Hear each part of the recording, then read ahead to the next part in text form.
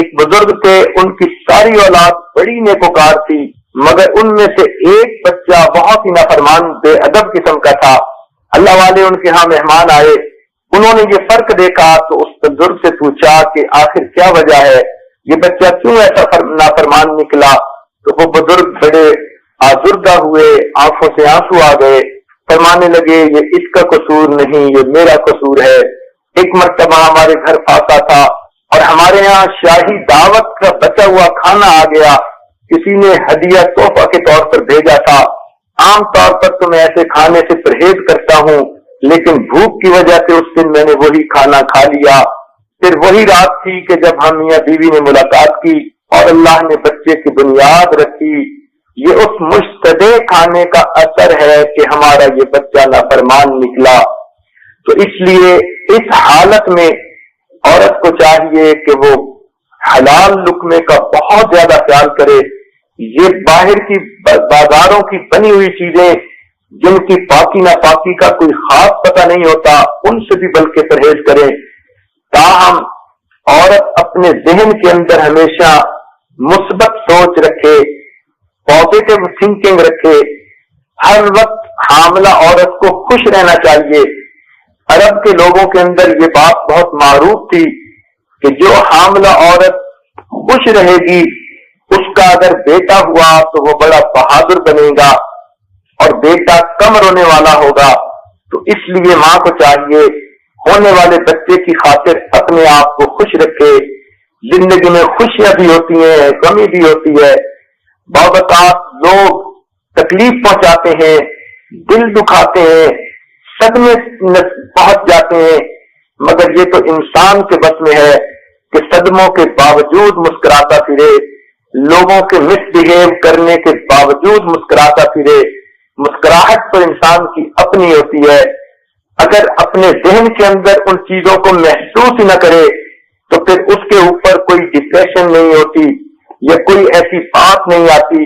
مثال کے طور پر اگر آپ ایئرپورٹ پر ہیں یا ریلوے اسٹیشن پر ہیں تھوڑی دیر کے لیے اور آپ کا جی چاہتا ہے کہ اچھی چائے پئیں اور وہاں آپ کو اچھی چائے نہیں ملتی تو آپ کبھی غمزدہ نہیں ہوتی۔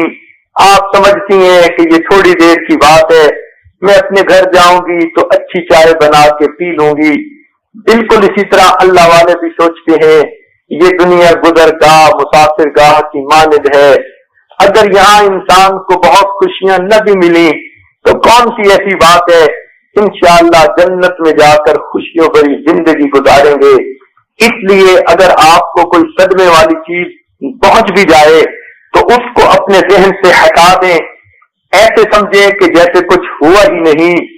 بلکہ اگر آپ کو کوئی دکھ دے دے یا کسی نعمت سے محروم کر دیا جائے تو آپ اللہ تعالیٰ کی ان نعمتوں کا خیال کریں جو اللہ نے بن مانگے آپ کو عطا کی ہے۔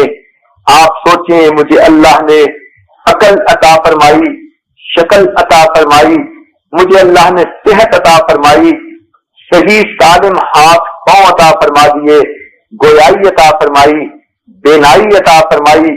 یہ سب دولتیں اللہ نے بن مانگے عطا کی۔ مجھ پر تو اللہ رب العزت کی بڑی نعمتیں ہیں، میں تو ان کا شکریہ بھی ادا نہیں کر سکتی۔ تو جب انسان ایسی چیزوں کو دیکھتا ہے تو بے اختیار دل سے الحمدللہ کے الفاظ نکلتے ہیں۔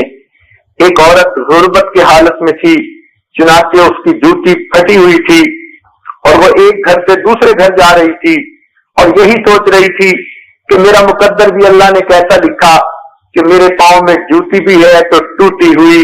تھوڑی دور آگے بڑھی، اس نے دیکھا کہ ایک عورت پاؤں سے معذور ہے اور بیساکھیوں کے بل، کلچز کے بل چلتی ہوئی آ رہی ہے۔ اب اس کے دل پر چوٹ پڑی، اللہ میں تو جوتی کے ٹوٹنے کا شکوہ کر رہی تھی، یہ بھی تو خدا کی بندی ہے جس کی ٹانگیں بھی صحیح نہیں اور وہ بیچاری معذور ہے اور چل رہی ہے۔ تو جب انسان نیچے کے لوگوں کو دیکھتا ہے تو پھر اسے اللہ کی نعمتوں کی قدردانی کا احساس ہوتا ہے۔ اس لیے چاہیے کہ اگر ایسی کوئی بات آپ کو ناپسندیدہ پیش کی آئے تو اللہ رب العزت کی نعمتوں کو غور کریں اور شکر ادا کریں۔ انسان کی اپنی سوچ ہوتی ہے۔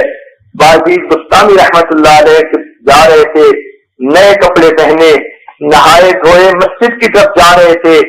راستے میں ایک عورت کو پتہ نہیں تھا, اس نے اپنے گھر کی چھت سے کچھ گندگی, کچھ راکھ نیچے گلی میں پھینکی. اس کو نہیں پتا تھا کہ کوئی نیچے سے گزر رہا ہے یا نہیں. آپ بالکل نیچے تھے, وہ ساری راکھ آپ کے سر کے اوپر آ پڑی. چنانچہ سر میں بھی راکھ آ گئی, کپڑوں میں بھی راکھ پڑ گئی. لوگ حیران تھے کہ آپ کی طبیعت میں غصہ آئے گا, لیکن آپ الحمدللہ الحمدللہ کہنے لگے. لوگوں نے پوچھا, حضرت ایسے موقع پہ تو انسان کو غصہ آتا ہے اور آپ الحمدللہ کہنے لگے. آپ نے فرمایا کہ میں دل میں یہ سوچ رہا تھا, اللہ میں تو اس قابل تھا کہ میرے سر پہ آگ کے انگارے برسائے جاتے, اور تو نے تو فقط اس راکھ کو میرے سر پہ ڈال کر معاملہ چکا دیا. تو سوچئے ان کے سر پہ راکھ پڑی اور ابھی بھی سوچتے ہیں کہ میں تو انگارے سر پہ برسائے جانے کے قابل تھا. یہ تو مولا نے طرف فرما دیا کہ راکھ کے ساتھ معاملہ سمٹ گیا. تو اسی طرح جب کوئی مصیبت پہنچے تو بڑی مصیبت کے بارے میں سوچیں کہ مجھے اللہ نے اس سے بچا لیا. یہ سوچیں کہ لوگ اگر میرے ساتھ صحیح برتاؤ نہیں کر رہے, اللہ نے میرے ساتھ کتنی رحمت فرمائی کہ مجھے اللہ نے ماں بننے کی سعادت عطا فرمائی. جب اس قسم کی اچھی باتیں سوچیں گی تو آپ کے ذہن سے غم غلط ہو جائیں گے. نبی علیہ السلام کی عادت شریفہ تھی کہ نماز کے بعد پریشانیوں کے دور ہونے کے لیے ایک دعا پڑھا کرتے تھے, بسم اللہ الذی لا الہ الا هو الرحمن الرحیم اللہم اذھب عن الہم والحزن. تو اس سے اللہ رب العزت کی رحمت سے انسان کی ہر پریشانی دور ہو جاتی ہے. آپ بھی اس دعا کو یاد کریں اور نماز کے بعد اس کو پڑھنے کی عادت ڈالیں. دل میں یہ نیت رکھیں کہ میری ہونے والی اولاد جو بھی ہوگی میں اسے نیک بناؤں گی, تاکہ نبی علیہ السلام کی امت میں ایک نیک بندے کا اضافہ ہو جائے. اس لیے حدیث پاک میں آتا ہے, نبی علیہ السلام نے فرمایا تم ایسی عورتوں سے شادی کرو کہ جو زیادہ بچے جننے والی ہو, قیامت کے دن میں اپنی امت کے زیادہ ہونے پر فخر کروں گا. تو دل میں یہ نیت کرنا کہ یہ میری اولاد جو بھی ہوگی, بیٹا ہو یا بیٹی ہو, میں اسے نیک بناؤں گی تاکہ نبی علیہ السلام کے امتیوں میں ایک نیک جان بڑھ جائے گی. اس لیے جو عورت اس طرح اپنے بچوں کی پرورش کرتی ہے, حدیث پاک میں آتا ہے اس کے بچے اپنی زندگی میں جتنے بھی سانس لیتے ہیں, اللہ رب العزت ہر سانس کے لینے پر اس کی ماں کو اجر اور ثواب عطا فرماتے ہیں. تو یہ بہت بڑی سعادت ہے کہ اللہ رب العزت کسی کی اولاد کو نیک بنا دے. بعض جگہوں پر دیکھا کہ لڑکی کی پیدائش کو برا سمجھتے ہیں اور لڑکے ہی کی پیدائش کو اچھا سمجھتے ہیں. یہ زمانے جاہلیت کی ناپسندیدہ عادت ہے. بیٹا ہو یا بیٹی ہو, یہ اللہ رب العزت کے اختیار میں آتا ہے. یَهْبُ لِمَن یَشَاءُ إِنَاثًا وَیَهْبُ لِمَن یَشَاءُ الذُّکُورَ. وہ جس کو چاہتا ہے بیٹیاں عطا کرتا ہے اور جس کو چاہتا ہے بیٹے عطا کرتا ہے. یہ تقسیم اللہ کی ہے, اور جو انسان اللہ کی تقسیم پر راضی ہو جائے, اللہ تعالیٰ قیامت کے دن اپنے اس بندے سے راضی ہو جائے گا. اس لیے بیٹا نعمت ہے تو بیٹی اللہ رب العزت کی رحمت ہوتی ہے. دونوں میں سے جو بھی اللہ تعالیٰ عطا فرما دے, انسان اللہ کا شکر گزار ہو. لیکن ایک بات ذہن میں رکھنا کہ بیٹیاں زیادہ وفادار ہوتی ہیں. ماں باپ کو مارل سپورٹ بیٹیوں کی طرف سے ہمیشہ زیادہ ملتی ہیں. وہ دکھ سکھ کی ساتھی ہوتی ہیں, خوشی اور غم میں شریک ہوتی ہیں. عموماً دیکھا کہ بیٹے تو لاپرواہ ہوتے ہیں. ٹھیک ہے, دنیا کے چند ٹکے کما کے لے آتے ہیں, لیکن جتنی محبتیں بیٹیاں دیتی ہیں ماں باپ کو, اتنی محبتیں بیٹے نہیں دے سکتے. تو بیٹیوں کا اپنا مرتبہ ہوتا ہے. اور یہ بھی بات ذہن میں رکھنا کہ اکثر انبیاء کرام تو بیٹیوں کے باپ بنے. حضرت شعیب علیہ السلام کی بیٹیوں کا تذکرہ قرآن مجید میں ہے. اللہ تعالیٰ ارشاد فرماتے ہیں کہ وہ دونوں آئیں تمشی علی الصحیاء, بڑے باحیا طریقے سے چلتی ہوئی. تو اللہ نے اس کے حیا کی تعریفیں قرآن میں کی. اب ایسی بیٹی تو اللہ کرے کہ ہر ایک کو نصیب ہو جس کی حیا کی تعریفیں اللہ قرآن میں کرے. بی بی مریم کی پاک دامنی کی تعریفیں قرآن نے کی، چنانچہ ایسی بیٹی اللہ ہر ایک کو عطا فرمائے کہ جو ایسی پاک دامنہ بیٹی ہو۔ سبحان اللہ۔ تو اس لیے بیٹی کے پیدائش پر آزردہ ہرگز نہیں ہونا چاہیے۔ خود نبی علیہ السلام کو اللہ تعالیٰ نے بیٹا عطا تو کیا، مگر بچپن میں وہ جدا ہو گیا، اللہ کو پیارا ہو گیا، اور بیٹیاں سلامت رہیں، اور نبی علیہ السلام نے بیٹیوں کے ساتھ زندگی گزاری۔ تو جس کی بیٹیاں ہوں وہ دل میں یہی سوچے کہ مجھے محبوب کی گویا زندگی سے مشابہت مل گئی، تو اس خوشی پر اس کو چاہیے کہ اللہ کا شکر ادا کرے۔ نبی علیہ السلام نے ارشاد فرمایا جس کی 2 بیٹیاں ہوں اور وہ یہ ان کی اچھی تربیت کرے، اچھی طرح تعلیم دلوائے، حتیٰ کہ ان بیٹیوں کی رخصتی کر دے، نکاح کر دے، نبی علیہ السلام نے فرمایا وہ جنت میں میرے ساتھ ایسے ہوگا جیسے کہ ہاتھ کی 2 انگلیاں ایک دوسرے کے ساتھ ہوتی ہیں۔ تو بیٹیوں کی پیدائش پر دل تنگ ہونا یہ جاہلیت کی رسم ہے۔ لکھے پڑھے لوگ، سمجھدار لوگ بیٹیوں کو بھی اللہ کی رحمت سمجھتے ہیں، اس پر بھی اللہ کا شکر ادا کرتے ہیں۔ اور یہ ایک بات ذہن میں رکھ لینا کہ کئی جگہوں پر اگر کسی بچی کے ہاں، کسی لڑکی کے ہاں بیٹی کی ولادت ہوئی تو عام طور پر دیکھا گیا کہ مرد اتنے ظلم اس پر نہیں کرتے جتنا عورتیں ظلم کرتی ہیں۔ ایک عورت دوسری عورت کے لیے ظالمہ بن جاتی ہے۔ حامد کہتا ہے کہ مجھے تو اس کی کوئی بات نہیں، مگر ساس کہہ رہی ہوتی ہے، نند کہہ رہی ہوتی ہے، بیٹا ہوتا۔ انہوں نے بہو کا جینا تنگ کر دیتی ہیں، اپنی جو ہے بھابھی کا جینا تنگ کر دیتی ہیں۔ تو عام طور پر آپ دیکھیں گی کہ مرد عورت پر اس بارے میں اتنا ظلم نہیں کرتے، عورتیں دوسری عورتوں پر اتنا ظلم کرتی ہیں۔ اگر کوئی ساس اپنی بہو کو اس لیے تکلیف دیتی ہے کہ اس کے ہاں بیٹیاں ہیں، اس لیے ناپسند کرتی ہے اس کے ہاں بیٹیاں ہیں، سوچنا چاہیے کل اس کی اپنی بیٹی کے ساتھ یہ معاملہ پیش آیا اور اس کی بیٹی کے ساتھ نے اس کے ساتھ اس طرح مس بہیو کیا تو پھر اس کے دل پر کیا گزرے گی؟ یہ بھی تو آخر کسی کی بیٹی ہے۔ اب اس کا کیا قصور کہ اللہ نے اس کو بیٹی عطا کی؟ لہذا عام طور پر اس میں عورتیں ہی عورتوں پر ظلم کرتی ہیں۔ اللہ رب العزت سمجھ عطا فرما دے۔ ایک چیز جو سائنسی طریقے پر ثابت ہو چکی، آج کل کی ماڈرن سائنسز کی روشنی میں جو کھل کر سامنے آ چکی، وہ بات یہ ہے کہ بیٹی ہونا یا بیٹا ہونا اس کا معاملہ مرد کے ساتھ ہے، عورت کے ساتھ اس کا کوئی تعلق نہیں۔ میڈیکل سائنس نے یہ بتلا دیا، عورت کے جسم میں جو کروموسوم ہوتا ہے وہ ایکس ایکس کہتے ہیں، اور مرد کا جو کروموسوم ہوتا ہے اس کو ایکس وائی کہتے ہیں۔ اگر ایکس وائی ملے تو بیٹا ہوا اور ایکس ایکس ملے تو بیٹی ہوئی۔ اب جب دونوں کروموسوم اکٹھے ہوتے ہیں تو مرد کا ایکس وائی بھی آپس میں سپلٹ ہو جاتا ہے اور عورت کا ایکس ایکس بھی سپلٹ ہو جاتا ہے۔ اب مرد کے اگر وائی ہی پارٹ نے ایکس کے ساتھ جا کر ملاپ کیا تو بیٹا ہوگا، اور اگر اس کے ایکس پارٹ نے عورت کے ایکس پارٹ کے ساتھ ملاپ کیا تو بیٹی ہوگی۔ تو عورت کے پاس تو ہے ہی ایکس ایکس کروموسوم، تو عورت بیچاری کا کیا قصور؟ وہ تو نہ بیٹی کے اندر دخل دے پائی نہ بیٹے کے اندر دخل دے پائی، یہ تو مرد کا کروموسوم تھا۔ اس کا وائی کروموسوم اگر افیکٹو ہو گیا تو بیٹا ہوا، اور اگر ایکس افیکٹو ہوا تو بیٹی ہوئی۔ تو قصور تو مرد کا بنتا ہے، مگر عورتیں قصور بہو کا بنا دیتی ہیں، عورتیں قصور عورتوں کا بنا دیتی ہیں۔ تو میڈیکل سائنس نے اس بات کو ثابت کر دیا، بیٹا ہونا بیٹی ہونا اس کا تعلق بیوی سے نہیں خاوند کے ساتھ ہوتا ہے، مگر عام طور پر بیچاری ماں کے اوپر مصیبتیں بن جاتی ہیں، یہ تو بیٹیوں والی ماں ہے، حالانکہ ماں کا اس میں کوئی قصور نہیں ہوتا۔ اس لیے خاندوں کو بھی چاہیے کہ وہ بیوی کو اس بارے میں مت پریشان کریں۔ اگر کسی کی بیٹیاں ہو رہی ہیں تو یہ تو اللہ کی طرف سے ہے اور معاملہ تو مرد کا ہے، قصور تو مرد کو اپنے ذمہ لینا چاہیے، مگر بیچاری عورت کو پریشان کر دیا جاتا ہے۔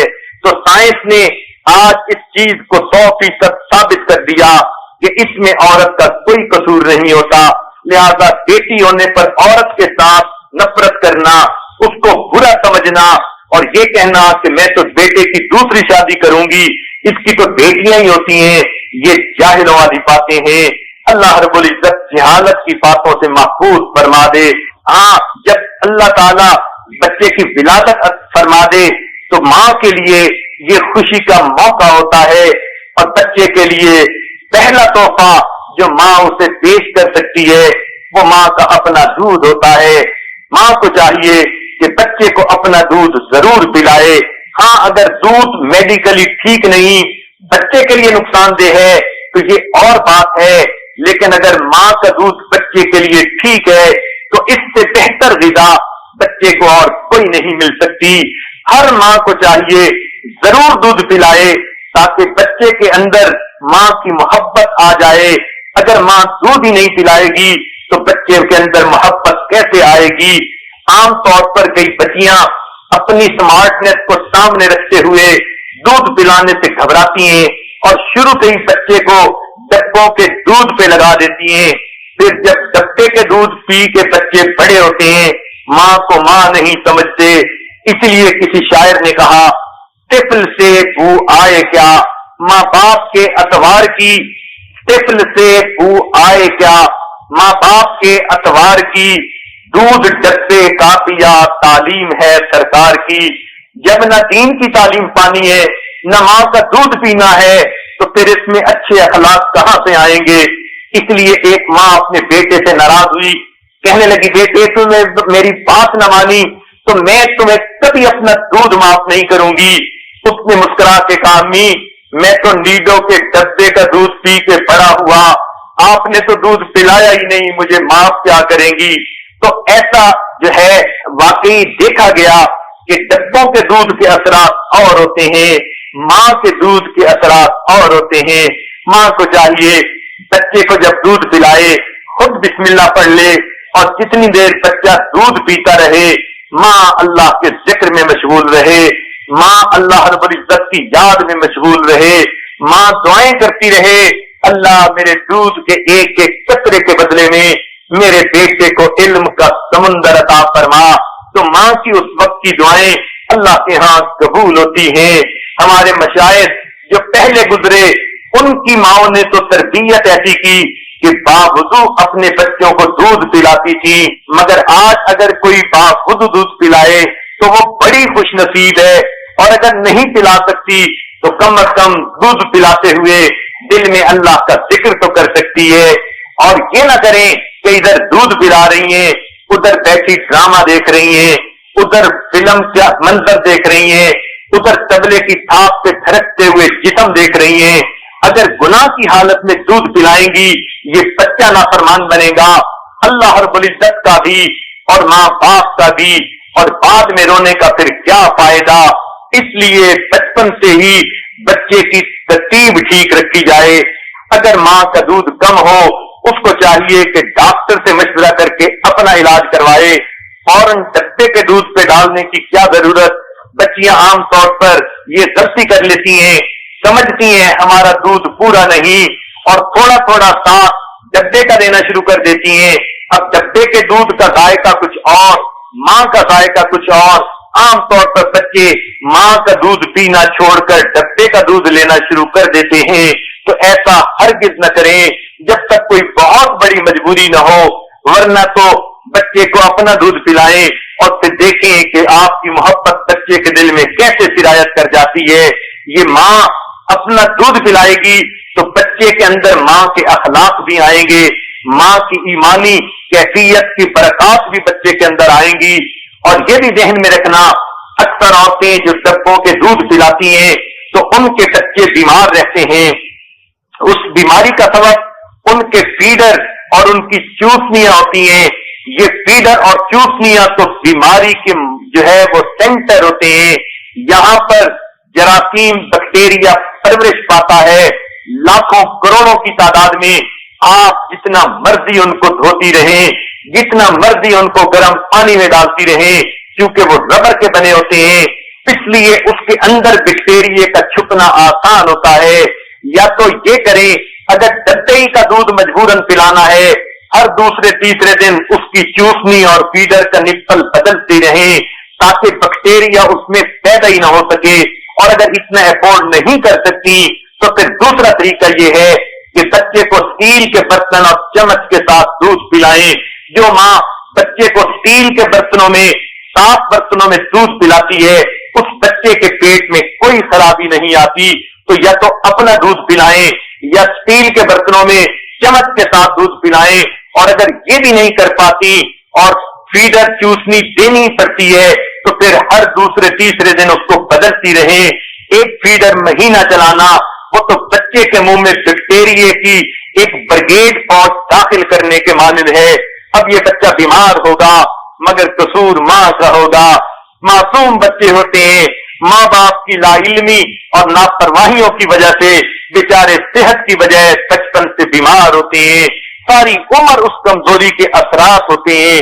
اس لیے سب سے اچھا تو یہی کہ اپنا دودھ ہو جس کی برکتیں بھی ساتھ جا رہی ہوں. جب بچے کی پیدائش ہو تو بچے کی تحنیک کروانا سنت ہے کہ کسی نیک بندے کے منہ میں دی ہوئی کوئی کھجور ہو، چبائی ہوئی کھجور ہو یا کوئی شہد ہو تو ایسی کوئی چیز بچے کے منہ میں ڈالنا یہ اللہ کے نیک بندوں کا سلاوہ جب بچے کے منہ میں جاتا ہے اس کی اپنی اپنی برکات ہوتی ہیں. چنانچہ یہ تحنیک کسی نیک بندے سے کروانی چاہیے. وہ مرد بھی ہو سکتا ہے، عورت بھی ہو سکتی ہے. اس کی ہم نے بڑی برکات دیکھی ہیں. اسی لیے جو حاملہ ہوتی ہیں بچیاں وہ پہلے سے ہی تحنیک کے لیے کچھ نہ کچھ تیار کروا کے رکھ لیتی ہیں. موقع پہ تو کہیں نہیں بھاگا جاتا. تو اس لیے اس کا بھی خاص خیال رکھنا چاہیے. تحنیک کروانے کے بعد بچے کے دائیں کان میں اذان اور بائیں کان کے اندر اقامت کہی جاتی ہے. یہ اللہ رب العزت کا نام ہے جو اس بچے کے دونوں کانوں میں لیا جاتا ہے. سبحان اللہ. چھوٹی عمر میں بچہ ابھی سمجھ بوجھ نہیں رکھتا مگر اللہ نے اس کے کانوں میں اپنی بلندی اور اپنی عظمتوں کے تذکرے کروا دیے. ایک کان میں بھی اللہ اکبر کہتے ہیں، دوسرے میں بھی اللہ اکبر کہتے ہیں. گویا اللہ کی عظمت اس کو سکھا دی گئی. اور یہ بھی ایک میسج پہنچا دیا گیا کہ جس طرح دنیا کے اندر اذان ہوتی ہے پھر اس کے بعد اقامت ہوتی ہے تو اقامت کے بعد نماز پڑھنے میں تھوڑی دیر لگتی ہے، بالکل اسی طرح اے بندے تیری زندگی کی اذان بھی کہی جا چکی، تیری زندگی کی اقامت بھی کہی جا چکی، تیری زندگی نماز کی مانند ہے. اور نماز تو ہمیشہ امام کے پیچھے پڑھی جاتی ہے، ایک شرعی طریقے پہ پڑھی جاتی ہے. تو یہ میسج ہے تو اپنی زندگی کو بھی اپنی گزارنا چاہتا ہے تو شریعت کے طریقے کو اپنا لینا اور نبی علیہ السلام کو زندگی کی نماز کا امام بنا لینا. پھر تیری نماز قبول ہو جائے گی اور بالآخر تجھے قبر میں تو جانا ہی ہے. تو یہ ابتدا میں اللہ رب العزت کا پیغام اس بچے کے ذہن میں پہنچا دیا جاتا ہے. بزرگوں کی دعا تو جنت کی ہوا ہوتی ہے. اس بچے کا نام ہمیشہ اچھا رکھیں. اللہ رب العزت کو عبداللہ نام سب سے زیادہ پسند ہے، عبد الرحمان نام پسند ہے، عبد الرحیم نام پسند ہے. ایسے نام رکھیں قیامت کے دن جب پکارے جائیں تو اللہ رب العزت کو اس بندے کو جہنم میں ڈالتے ہوئے حیا محسوس ہو. اللہ تعالیٰ محسوس فرمائے کہ میرا بندہ میرے رحمت والے نام کے ساتھ ساری زندگی پکارا جاتا رہا، اب اس کو میں جہنم میں کیسے ڈالوں. ایسا نام ہونا چاہیے. آج کل کی بچیاں وہ نئے نئے ناموں کی خوشی میں بے معنی قسم کے نام رکھ دیتی ہیں، الٹے سیدھے نام جس کا نہ ماں کے اس کے معنی کا پتا نہ کسی اور کو پتا، محمل قسم کے نام رکھ دیتی ہیں. یہ بچے کے ساتھ زیادتی ہوتی ہے. بچے کے حقوق میں سے ہے ماں باپ ایسا نام رکھیں کہ جب بچہ بڑا ہو اور اس نام سے اس کو پکارا جائے تو بچے کو خوشی ہو. یہ بچے کا حق ہے جو ماں باپ کے اوپر ہوتا ہے. اس لیے بچے کو اچھا نام ہمیشہ دیں. انبیاء کے ناموں میں سے نام دیں، صحابہ کرام کے ناموں میں سے نام دیں، اولیاء کرام کے ناموں میں سے نام دیں. ایک روایت میں آتا ہے جس گھر کے اندر کوئی بچہ محمد نام کا ہوتا ہے اللہ رب العزت اس نام کی برکت سے سب اہل خانہ کو جہنم کی آگ سے بری فرما دیتے ہیں. تو محمد کا نام، احمد کا نام بہت پیارا. ہمارے مشائخ تو 10 نسلوں تک باپ کا نام محمد، پھر بیٹے کا نام محمد، پھر اس کے بیٹے کا نام محمد، پھر اس کے بیٹے کا نام محمد۔ یہ نام اتنا پیارا تھا کہ 10 نسلوں تک یہی نام چلتا چلا جاتا تھا۔ لیکن آج کل اس نام کو رکھ تو دیتے ہیں، ساتھ کوئی دوسرا لفظ لگا دیتے ہیں اور نام زیادہ دوسرا مشہور ہوتا ہے۔ مثلا محمد اویس نام رکھا، اب اویس زیادہ مشہور کر دیا، محمد کا نام کوئی جانتا بھی نہیں۔ اس لیے محمد نام اللہ رب العزت کو پیارا ہے، احمد نام قرآن میں ہے، اللہ رب العزت کو پیارا ہے۔ چاہے تو محمد احمد نام بھی رکھ سکتی ہیں، بہت پیارا نام ہے۔ عبداللہ رکھ سکتی ہیں، عبداللہ ابراہیم رکھ سکتی ہیں۔ اللہ کے نیک بندوں، اللہ کے اولیاء، اللہ کے جو پیغمبر علیہ السلام ہیں، ان کے ناموں پہ اپنے بچوں کے نام رکھیں تاکہ قیامت کے دن انہی کے ساتھ ان کا حشر ہو جائے اور اللہ رب العزت کی رحمت ہو۔ بچیوں کے نام بھی اسی طرح جو ہے صحابیات کے ناموں پہ رکھیں، ام المؤمنین کے ناموں پہ رکھیں، نبی علیہ السلام کی بیٹیوں کے ناموں پہ رکھیں۔ بچیوں کے نام بھی اچھے رکھیں، ایسے نام نہ رکھیں کہ جن ناموں کا کوئی مطلب بھی نہ ہو۔ بہرحال اس بات کا بھی خاص خیال رکھیں، جب بچے کی ولادت ہو 7ویں دن عقیقہ کرنا سنت ہے۔ بیٹے کے لیے 2 بکرے اور بیٹی کے لیے 1 بکرا، یہ خوشی کا اظہار ہے۔ خود بھی اس کو کھائیں، رشتہ داروں کو بھی کھلائیں، غرباء کو بھی دیں، یہ اس کے لیے ہر طرح کی اجازت ہوتی ہے جب بچے کی ولادت ہو جائے۔ اب ماں نے گھر کے کام کاج بھی کرنے ہوتے ہیں، عبادت بھی کرنی ہوتی ہے، تو جب بھی عبادت کے لیے بیٹھے ہمیشہ اس کو چاہیے اپنے بچے کو اپنی گود میں لے کر بیٹھے اور پھر اللہ رب العزت کا قرآن پڑھے۔ آپ کے قرآن پڑھنے کی برکتیں آپ کے بچے کے اندر اس وقت اتر جائیں گی۔ چنانچہ ایک مشہور واقعہ ہے، ایک ماں باپ نے اپنے بچے کو مدرسے میں داخل کیا، بچے نے پڑھنا شروع کیا، کچھ عرصے کے بعد باپ مدرسے میں پہنچا، میں اپنے بچے کی کارکردگی کا جائزہ لوں تو قاری صاحب سے پوچھا، انہوں نے بتایا کہ اس بچے نے 3 پارے تو اتنا جلدی حفظ کر لیے، ہمیں یقین نہیں آتا، ایسے لگتا ہے کہ جیسے یہ پہلے سے حافظ تھا۔ 3 پاروں کے بعد پھر اس نے عام معمول کے مطابق عام رفتار کے ساتھ سبق لینا شروع کر دیا۔ تو خامد نے یہ بات آ کر اپنی بیوی کو بتائی تو یہ سن کر بیوی مسکرا پڑی۔ خامد نے پوچھا اس میں مسکرانے والی بات کون سی ہے؟ وہ کہنے لگی بات یہ ہے کہ میں 3 پارے کی حافظہ ہوں، جب بھی میں پڑھنے بیٹھتی تھی میں بچے کو گود میں لے کے بیٹھتی تھی اور بار بار 3 پاروں کی تلاوت کرتی تھی، ان 3 پاروں کا نور میرے بیٹے کے سینے میں اتر گیا تھا، یہ اس کی برکت ہے۔ جب یہ مدرسے میں گیا تو 3 پاروں کا حافظ جلدی بن گیا، جیسے پہلے سے اللہ نے نور اس کے دل میں رکھ دیا ہو۔ تو ماں کی تلاوت کے اثرات بچے کے اوپر پڑا کرتے ہیں، اس لیے جب بھی دعا مانگنے بیٹھیں، قرآن پڑھنے بیٹھیں، عبادت کرنے بیٹھیں تو بچے کو کوشش کریں اپنی گود میں لیں۔ جب بچے کو کھلانا ہو یا سلانا ہو تو بچے کو لوری بھی اچھی دیں اور اللہ اللہ کا نام اس کے سامنے کہنے کی کوشش کریں۔ حدیث پاک میں آتا ہے کہ جس ماں نے یا باپ نے بچے کی تربیت ایسی کی کہ اس نے بولنا شروع کیا اور اس نے سب سے پہلے اللہ کا نام زبان سے نکالا، اللہ تعالیٰ اس کے ماں باپ کے پچھلے سب گناہوں کو معاف فرما دیتے ہیں۔ اب یہ کتنا آسان کام ہے لیکن بچیاں اس طرف توجہ نہیں دیتی، کئیوں کو تو پتہ ہی نہیں ہوتا۔ تو بچوں کے سامنے ابو اور امی کا لفظ پہلے نہ کہیں، ہمیشہ اللہ کا لفظ کہیں، بار بار اللہ کا لفظ کہیں۔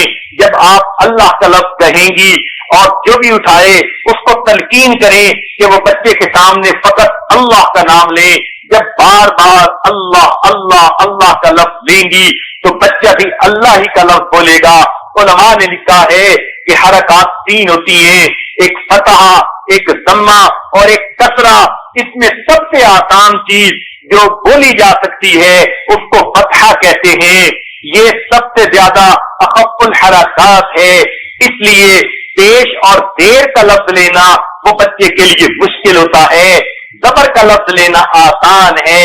تو اس سے بھی معلوم ہوا کہ اگر اللہ کا لفظ لیا جائے گا تو یہ بچے کے لیے سب سے آسان لفظ ہے جو بچہ سیکھ سکتا ہے، اور اس پر انسان کو اللہ کی طرف سے انعام بھی ملے گا کہ بچے نے اللہ کا نام پکارا، ماں باپ کے پچھلے گناہوں کی مغفرت ہو گئی۔ تو بچے کے سامنے کثرت کے ساتھ اللہ کا نام لیتی رہیں، اور اگر اس کو سلانا پڑے تو اس وقت لوری بھی اس کو ایسی دے کہ جو پیار والی ہو، نیکی والی ہو۔ پہلی وقت کی مائیں اپنے بچوں کو لوری دیتی تھی، حسبی ربی جل اللہ ما فی قلبی غیر اللہ نور محمد صلی اللہ لا الہ الا اللہ۔ یہ لا الہ الا اللہ کی ضربیں لگتی تھی تو بچے کے دل پہ اس کے اثرات ہوتے تھے، مائیں خود بھی نیک ہوتی تھی۔ اس کے دو فائدے، ایک تو ماں کا اپنا وقت ذکر میں گزرا، اور دوسرا بچے کو جو ہے اللہ کا نام سننے کا موقع ملا، لا الہ الا اللہ کی ضربوں کے اس کے دل پر اثرات ہو۔ اور اگر اس کے علاوہ بھی کوئی لوری کہنی ہو تو وہ بھی نیکی کے پیغام والی ہو، نیکی کی باتوں والی ہو۔ ہماری عمر اس وقت 50 سال ہو گئی، لیکن بچپن کے اندر جب ماں لوری دیتی تھی تو جو الفاظ وہ کہا کرتی تھی، بہن وہ الفاظ سناتی تھی کہ اس الفاظ سے لوری دیتے تھے۔ اب عجیب بات ہے، ایسے الفاظ وہ نقش ہو گئے، 50 سال کی عمر میں بھی یوں محسوس ہوتا ہے کہ لوری کے الفاظ کانوں میں گونج رہے ہیں۔ ماں کہتی تھی اللہ اللہ لوری دودھ بری کٹوری، زلفی دودھ پیے گا نیک بن کر جیے گا۔ شاید یہ ماں کی وہ دعائیں ہیں۔ اللہ رب العزت نے نیکوں کے قدموں میں بیٹھنے کی جگہ عطا فرما دی۔ آج 50 سال میں صدی گزر گئی، مگر وہ نیک بن کر جیے گا کے الفاظ آج بھی ذہن کے اندر اپنے اثرات رکھتے ہیں۔ تو اس لیے ماں کو چاہیے کہ اگر لوری بھی دے تو ایسی ہو کہ جس میں نیکی کا پیغام بچے کو پہنچ رہا ہو۔ بچے کا دماغ کیمرے کی طرح ہوتا ہے، ہر چیز کا عکس محفوظ کر لیتا ہے۔ اسی لیے حکماء نے لکھا ہے کہ بچہ چھوٹا بھی صحیح، ماں کو چاہیے بچے کے سامنے کوئی بے شرمی والی حرکت نہ کرے، میاں بیوی کوئی ایسا معاملہ نہ کرے کہ یہ بچہ چھوٹا ہے اس کو کیا پتا۔ وہ اگرچہ چھوٹا ہوتا ہے لیکن اس کے ذہن کے بیک گراؤنڈ کے اندر یہ سب مناظر نقش ہو رہے ہوتے ہیں۔ اس لیے اس کا بڑا خیال رکھیں۔ بچے کا ایمان مضبوط کرنے کے لیے ماں کو چاہیے کہ کوشش کرتی رہے۔ اگر کبھی بچہ بڑا ہو گیا اور اس کو کوئی ڈرانے کی بات آئی، کبھی کتے بلے سے نہ ڈرائیں، کسی اور جن بھوت سے مت ڈرائیں۔ جب بھی کوئی بات ہو بچے کے ذہن میں اللہ کا تصور ڈالیں، بیٹا اگر تم ایسے کرو گے اللہ میاں ناراض ہو جائیں گے۔ اب جب آپ یوں پیار سے سمجھائیں گی اللہ میاں ناراض ہو جائیں گے تو وہ پوچھے گا کہ اللہ میاں کون ہے۔ اب آپ کو اللہ رب العزت کا تعارف کروانے کا موقع مل جائے گا۔ آپ تعارف کروائیں، اللہ میاں وہ ہے جس نے آپ کو دودھ عطا کیا، اللہ میاں وہ ہے جس نے آپ کو سماعت دی، بصارت دی، جس نے آپ کو عقل عطا کی، جس نے مجھے بھی پیدا کیا، آپ کو بھی پیدا کیا، ہم سب اللہ کے بندے ہیں۔ جب آپ اللہ کی ایسی تعریفیں کریں گی اور اس کے انعامات پر تذکرہ کریں گی تو بچپن سے ہی بچے کے اندر یہ مکان ہوں گے، ایسے زندگی ہوگی، ایسے سارا کچھ ہوگا۔ جب میں نے ساری باتیں بچے کو سنائی تو بچہ غور سے سنتا رہا، بہت چھوٹا تھا۔ جب اس نے ساری باتیں سن لی تو سننے کے بعد کہنے لگا ابو ہم پھر جنت میں کب جائیں گے۔ مجھے اتنی اچھی اس کی بات لگی کہ دیکھو بچے کو جنت کی باتیں سنائی، ابھی سے پوچھ رہا ہے کہ ابو ہم پھر جنت میں کب جائیں گے۔ ابھی سے اس کو انتظار اور شوق نصیب ہو گیا۔ تو ماں کو بھی چاہیے اسی طرح بچے کے دل میں نیکی کے اثرات ڈالے اور اس کے دل میں ایمان اللہ کے ساتھ مضبوط کرے، صبر سے کام لے۔ اگر بچے سے کوئی غلطی بھی ہو جائے، ذرا سی غلطی پر ڈانٹ ڈپٹ کرنے بیٹھ جانا یہ اچھی ماؤں کی عادت نہیں ہوتی۔ بچے کو عزت کے ساتھ ڈیل کریں۔ اگر آپ نے بچے کو عزت کے ساتھ ڈیل کیا تو بچے کے اندر اچھی شخصیت پیدا ہوگی، اور اگر آپ نے بات پہ ڈانٹنا شروع کر دیا تو بچے کی صفات کھل نہیں سکیں گی۔ اس کی شخصیت کے اندر قائدانہ صفات کبھی پیدا نہیں ہوں گی۔ اس لیے بچے کی تربیت کرنا ماں کا اولین فریضہ ہوتا ہے۔ بچے سے غلطی ہو جائے، کوئی نقصان ہو جائے तो बच्चे को प्यार से समझाएं। मिसाल के तौर पर आपकी बेटी है, उसने पानी पीना था, अब आप किसी काम में लगी हुई थी, उसने फ्रिज का दरवाजा खोल दिया और दरवाजा खोल के जब पानी निकालने लगी तो कोई खाना बना पड़ा था जो दावत के लिए आपने पकाया था। मेहमान आने से वो खाना प्लेट से नीचे गिरकर जाया हो गया। अब देखते ही गुस्से में आके बेटी को कोसना और बेटी को डांटना ये अच्छी बात नहीं। आप आए और बेटी को प्यार से कहें, बेटी कोई बात नहीं, ये तो मुकद्दर में ऐसे था, ऐसे ही अल्लाह ने लिखा था, इसने नीचे गिरना था, बेटी कोई बात नहीं, आइंदा तुझे किसी चीज की जरूरत हो तो मैं तुम्हें उठा के दे दिया करूंगी, मुझे कह दिया करो बेटा, मैं तुम्हें उठा के दूंगी, आप बिल्कुल परेशान न हो, ये तो अल्लाह की तरफ से ऐसे होना था। जब आप ऐसा कहेंगी तो बेटी आगे से जवाब देगी, अम्मी मैं आइंदा एहतियात करूंगी, मैं गंदी बच्ची नहीं बनूंगी, मैं आपको ही ऐसी बातें बता दिया करूंगी। तो फिर बेटी आपसे पूछेगी, अम्मी अगर अब्बू आएंगे वो आपको डांटेंगे तो नहीं? अम्मी अगर अब्बू को पता चल गया मैंने ये नुकसान किया है वो मुझे मारेंगे तो नहीं? तो आप बच्ची को तसल्ली दें कि नहीं, हरगिज नहीं, मैं तुम्हारा नाम नहीं बताऊंगी, यही कहूंगी कि बस ये गिर कर जाया हो गया और मैं तुम्हारे अब्बू को फोन कर देती हूँ कि वो आते हुए कुछ और खाने का बंदोबस्त करके ले आए ताकि मेहमानों के सामने कुछ स्वीट डिश रखी जा सके। तो ऐसी बात में आप देखेंगी कि बच्ची आपको अपना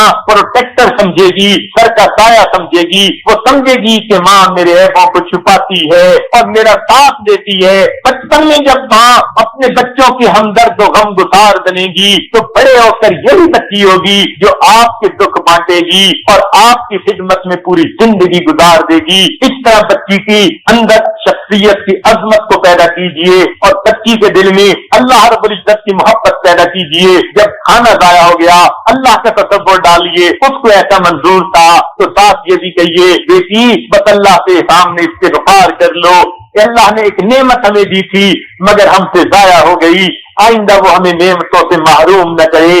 जब आप बच्ची को बहाने से अल्लाह की नेमतों की तरफ तवज्जो दिलाएंगी तो बेख्तियार उसके दिल में ईमान मजबूत होगा।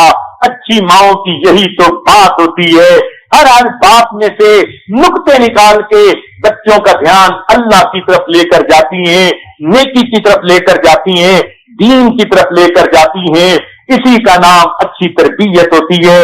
जब बच्चे आपके सामने आए तो बच्चों को छोटी छोटी कुरानी आयात याद करवाएं, छोटी छोटी सूरतें याद करवाएं। छोटे बच्चे भी याद कर लेते हैं। हैरान होता है इंसान कि कितनी छोटी उम्र में बच्चे ऐसी चीजों को याद करना और पिकअप करना शुरू कर देते हैं। मुझे आज भी याद पड़ता है, एक हमारी शागिर्दा थी, मुरीदा थी, कुरान पाक की हाफिजा कारिया आलिमा थी, उसकी शादी हुई, अल्लाह रब्बुल इज्जत ने उसको बेटा अता किया। उसने अपने बेटे की अच्छी तरबियत की। फिर एक मर्तबा उसने अपने मियाँ को भेजा, बेटा साथ था कि जाएं और इस बच्चे को कहा कि हजरत साहब को तुमने सबक सुनाना है और शर्त लगाई कि हजरत साहब के सामने खड़े होकर सबक सुनाना है। उसका खामिद बेटे को लेके आया। वो बच्चा इतना छोटा था, अभी पूरी तरह खड़ा भी नहीं हो सकता था। हमने उसको खड़ा करने की कोशिश की मगर वो तो बेचारा तवाज़ुन भी बरकरार नहीं रख सकता था, गिरने लगता था। चुनांचे मैंने कहा ये बैठ के सुना दे। उसने कहा नहीं, इसकी अम्मी ने कहा हजरत साहब के सामने खड़े होकर सुनाना है। अजीब बात थी, कैसे ये खड़ा हो। चुनांचे हमने उसकी तरतीब ये निकाली, उस बच्चे को दीवार के साथ लगा के खड़ा किया और दोनों तरफ 2 तकिए रख दिए। बच्चे ने दोनों हाथ तकियों पे रखे, सहारे के साथ खड़ा हुआ। मेरा ख्याल था ये बच्चा बिस्मिल्लाह पढ़ेगा या कोई और ऐसी चीज पढ़ेगा जो इसकी माँ ने उसे याद करवाई हुई है। इतना छोटा बच्चा टोपली जबान से थोड़े थोड़े गोया अल्फाज बोलना भी समझा था, लेकिन जब उस बच्चे ने पढ़ना शुरू किया हम तो हैरान रह गए।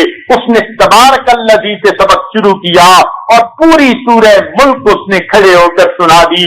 आज तक हम हैरान हैं, इतना छोटा बच्चा सूरह मुल्क का हाफिज कैसे बन गया।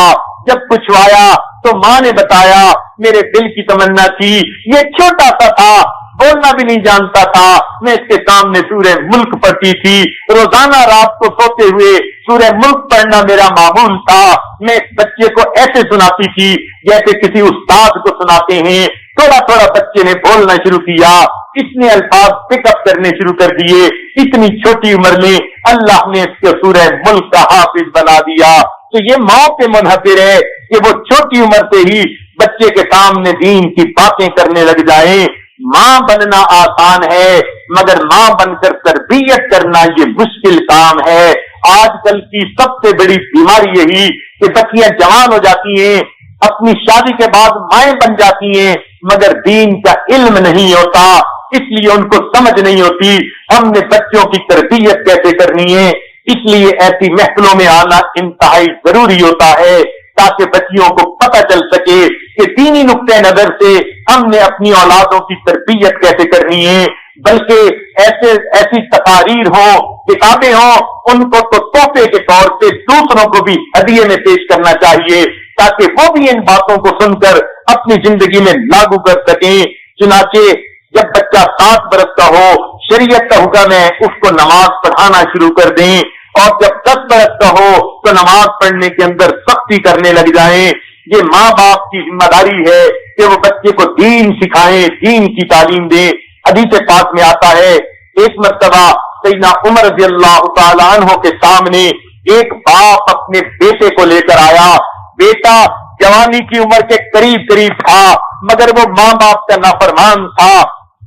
اس نے آ کر حضرت عمر رضی اللہ عنہ کے سامنے اپنا مقدمہ پیش کیا کہ یہ میرا بیٹا ہے مگر میری کوئی بات نہیں مانتا, نافرمان بن گیا ہے, آپ اسے سزا دیں یا سمجھائیں. حضرت عمر رضی اللہ عنہ نے جب باپ کی یہ بات سنی تو بیٹے کو بلا کر پوچھا کہ بیٹے بتاؤ تم اپنے باپ کی نافرمانی کیوں کرتے ہو. اس بیٹے نے آگے سے پوچھا امیر المومنین, ماں باپ کے اولاد پہ ہی حق ہوتے ہیں یا کوئی اولاد کا بھی ماں باپ سے حق ہے؟ آپ نے فرمایا اولاد کے حق بھی ماں باپ سے ہوتے ہیں. اس نے کہا کہ میرے باپ نے میرا کوئی حق ادا نہیں کیا. سب سے پہلے اس نے جو ماں چنی میرے لیے وہ ایک باندھی تھی جس کے پاس کوئی علم نہیں تھا, نہ اس کے اخلاق ایسے نہ علم ایسا. اس نے اس سے اس کو اپنایا اور اس کے ذریعے سے میری ولادت ہوئی. تو میری ماں وہ کہ جس کے پاس ایسے اخلاق نہیں, دین کا علم نہیں. جب میری ولادت ہو گئی تو میرے باپ نے میرا نام جون رکھا. جون کا لفظی مطلب گندگی کا کیڑا ہوتا ہے. یہ بھی کوئی رکھنے والا نام تھا جو میرے ماں باپ نے رکھا. پھر ماں کے پاس کیونکہ دین کا علم نہیں تھا, اس نے مجھے کوئی دین کی بات نہیں سکھائی اور میں بڑا ہو کر جوان ہو گیا. اب میں نافرمانی نہیں کروں گا تو کیا کروں گا. عمر رضی اللہ عنہ نے جب یہ سنا, آپ نے فرمایا کہ ماں کے بیٹے سے زیادہ تو ماں باپ نے اس کے حقوق کو پامال کیا, اس لیے یہ بیٹے سے اب کوئی مطالبہ نہیں کر سکتے. آپ نے مقدمے کو خارج کر دیا.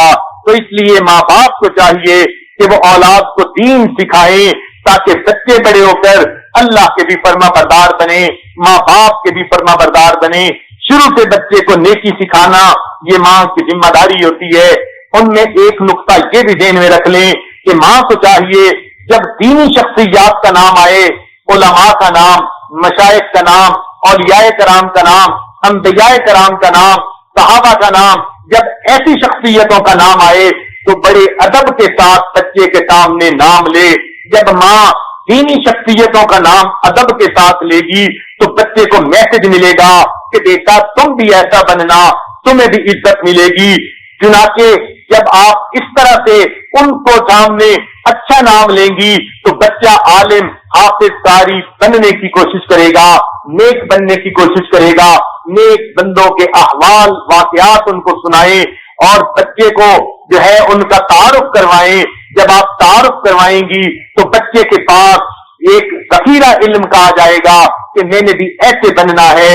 عام طور پر بچوں کو عام طور پر مائیں اپنے بچوں کو اس قسم کے واقعات نہیں سناتی, بلکہ کبھی سنانا بھی ہے. کسی نے مرغے کی کہانی سنائی اور کسی نے بلی کی کہانی سنائی اور کسی نے چڑیا کی کہانی سنائی اور بڑی خوش ہوتی ہے کہ میرا بچہ مرغے کی کہانی سن کے سو جاتا ہے. یہ مرغے کی کہانی سن کے تو سو گیا, لیکن جب بڑا ہوگا تو مرغے کی ایک ٹانگ ہانکا کرے گا. پھر ماں پریشان ہوگی کہ اب میرا بچہ کیا بن گیا. اس لیے چاہیے باتیں بھی سنانی ہو تو نیک بندوں کے واقعات سنائیں اور ان کو جنت کی باتیں سنائیں، تو اس سے بچے کے اندر نیکی کا شوق آتا ہے۔ چھوٹے بچے کو سلام کرنے کی عادت ڈلوائیں، اسے بتائیں کہ بیٹے دوسروں کو دیکھو تو سلام کیا جاتا ہے، دونوں آنکھوں سے سلام کرنے کی عادت ہو، سلام کے الفاظ اس کو سکھائیں۔ نبی علیہ السلام نے فرمایا افشوا السلام بینکم، تم سلام کو عام کرو، ایک دوسرے کے درمیان رواج دو۔ تو ہمیں چاہیے زیادہ سے زیادہ سلام بچے کو کہنے کی عادت ڈالیں، اس سے بچے کے دل سے جھجک دور ہو جاتی ہے اور وہ ڈپریشن میں نہیں جاتا یا دوسروں کو دیکھ کے خوف زدہ نہیں ہوتا، بلکہ اس کو سلام کرنے کی عادت ہوتی ہے۔ تو ماں کو چاہیے کہ بچے کو سلام کرنے کا طریقہ سکھائے، عادت سکھائے، تاکہ بچے کے اندر سے مخلوق کا ڈر دور ہو جائے اور بچے کے اندر جرأت آ جائے، بزدلی سے وہ بچ جائے۔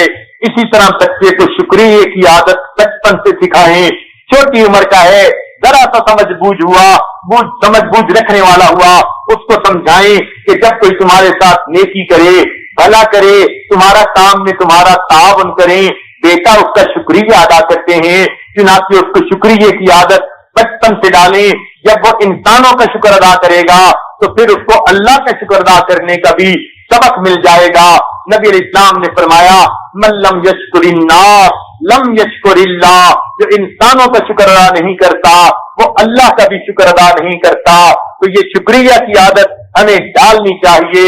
عجیب بات ہے، ہمیں اتنا اس کا حکم دیا گیا، مگر آج شاید ہی کوئی ماں ہو جو اپنے بیٹے کو شکریہ کے الفاظ سکھائے، اور شکریہ میں تھینک یو کا لفظ مت سکھائیں، بلکہ جزاکم اللہ، جزاک اللہ خیرا، یہ الفاظ سکھائیں تاکہ بچے کو صحیح سنت کے مطابق شکریہ ادا کرنے کے الفاظ آتے ہوں۔ آج یہ عمل ہمارا تھا لیکن غیر مسلموں نے اس کو اپنا لیا۔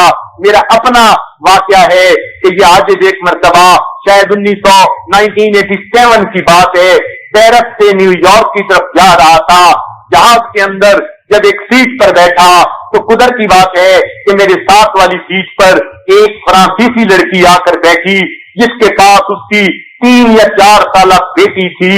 اب 3 ہی سیٹیں ہوتی ہیں، ایک سیٹ پر ماں تھی، ایک پر بیٹی تھی اور ایک سیٹ پر یہ عاجز بیٹھا تھا۔ یہ عاجز کی عادت ہے کہ جہاز کے دوران کوئی نہ کوئی کتاب ہوتی ہے جس کو پڑھتے رہنے کی وجہ سے ادھر ادھر نگاہیں ہرگز نہیں اٹھتی اور وقت اچھی طرح کٹ جاتا ہے۔ اس لیے عاجز نے کتاب پڑھنی شروع کر دی۔ تھوڑی دیر کے بعد ایئر ہوسٹس آئی اور اس نے کہا جی کہ کھانا سرو کرنا ہے۔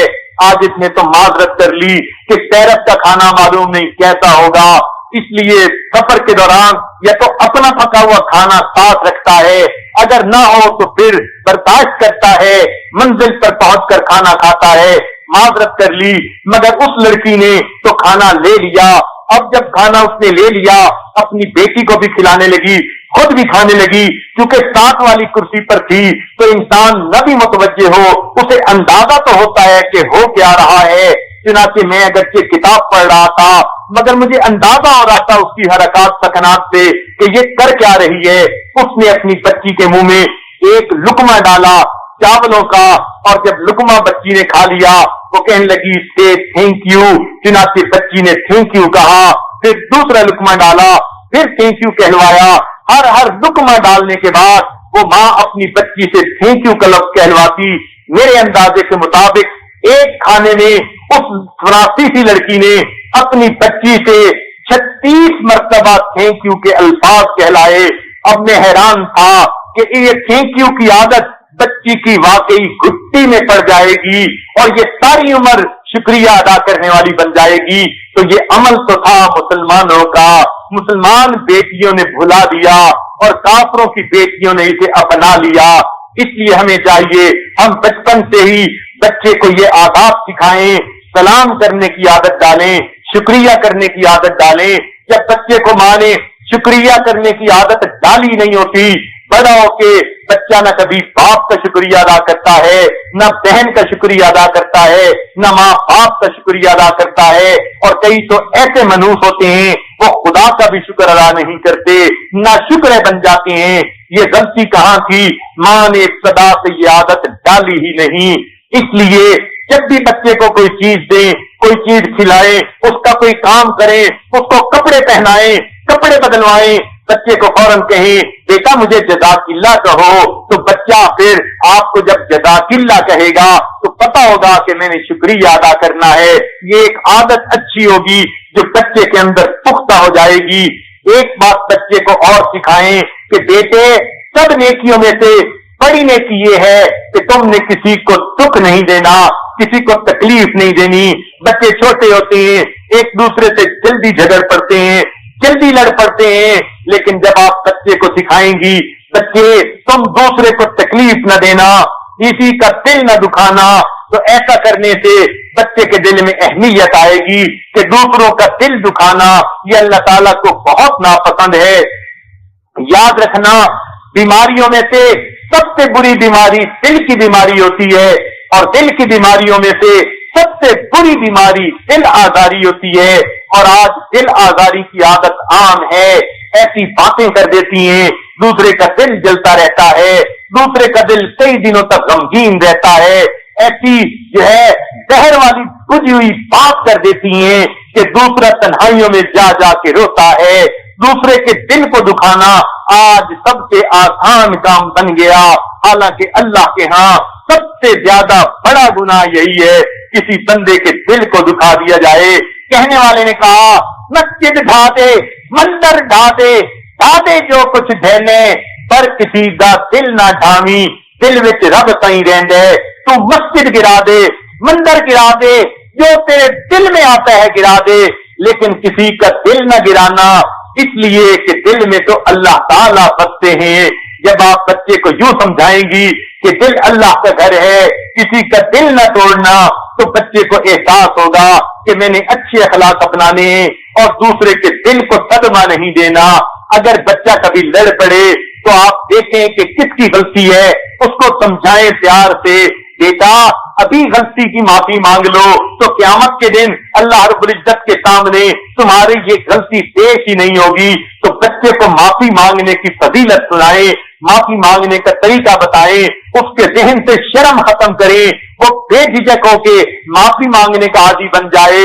غلطیاں چھوٹوں سے بھی ہوتی ہیں، بڑوں سے بھی ہوتی ہیں۔ بچے کو سمجھائیں کہ بیٹے جب بھی کوئی ایسی غلطی ہو جائے جو کام بندہ کر بیٹھے نہیں کرنا تھا تو ایسے وقت میں معافی مانگ لینی چاہیے۔ تو بندوں سے بھی معافی مانگے، اپنے بہن بھائیوں سے اگر بدتمیزی کرے یا اس نے کوئی ان کو دکھ تکلیف دی یا جھگڑا کیا تو وہ ان سے بھی معافی مانگے، اور پھر اسے کہیں کہ اللہ سے بھی معافی مانگ لو تاکہ اللہ تعالیٰ بھی آپ سے ناراض نہ ہو۔ ہر وقت اللہ تعالیٰ کی ناراضگی کی بات اس کے دل میں ڈالنا کہ نیک کام کرنے سے اللہ خوش ہوتے ہیں، فلاں کام کرنے سے اللہ ناراض ہوتے ہیں، حتیٰ کہ بچے کے دل میں یہ بات اتر جائے کہ اللہ کی ناراضگی سب سے بڑی چیز ہوتی ہے۔ یہ بچے کی اچھی تربیت کے لیے انتہائی ضروری ہوتی ہے۔ اب اس کا یہ مطلب نہیں کہ بچے کو شروع سے ہی ایسے قیدی بنا کے رکھ دیں کہ اس کو کھیلنے کودنے کا موقع ہی نہ دیں۔ 55 کی عمر کھیلنے کودنے کی ہوتی ہے۔ بچے کو جائز طریقہ سے اچھی طرح اچھلنے کھیلنے اور کودنے کا موقع عطا کریں، بھاگنے دوڑنے کا موقع عطا کریں۔ یہ بچے کی جسمانی صحت کے لیے ضروری ہوتا ہے۔ بچہ بچہ ہی ہوتا ہے، جب تک وہ کھیلے کودے گا نہیں اس کی جسمانی نشو و نما کیسے ہوگی؟ اور بچوں سے وہی کچھ توقع رکھیں جو بچوں سے رکھ سکتے ہیں، بڑوں جیسی توقعات مت رکھیے۔ بچے کچے ہوتے ہیں اس لیے باتیں بھی جلدی بھول جاتے ہیں، اس لیے ان کی چھوٹی چھوٹی معصوم باتوں سے شرارتوں سے کبھی کبھی درگزر بھی کر دیا کریں، انجان بن جایا کریں جیسے آپ نے دیکھا ہی نہیں، تو اس طرح بچے کی تربیت اچھی ہو جاتی ہے۔ امام شافعی رحمۃ اللہ علیہ کے بارے میں آتا ہے کہ 13 سال کی عمر میں انہوں نے علوم دینیہ کو حاصل کر لیا تھا، اور ایک جگہ انہوں نے درس قرآن بھی دینا شروع کر دیا تھا۔ عجیب بات ہے، 13 سال کی عمر میں انہوں نے درس قرآن دینا شروع کر دیا تھا۔ ہمارے مشائخ نے اسی طرح چھوٹی عمر میں بڑے بڑے کمالات حاصل کر لیے۔ خواجہ معصوم رحمت اللہ علیہ نے اپنے والد مجدد الثانی رحمت اللہ علیہ سے 12 سال کی عمر میں خلافت پا لی تھی۔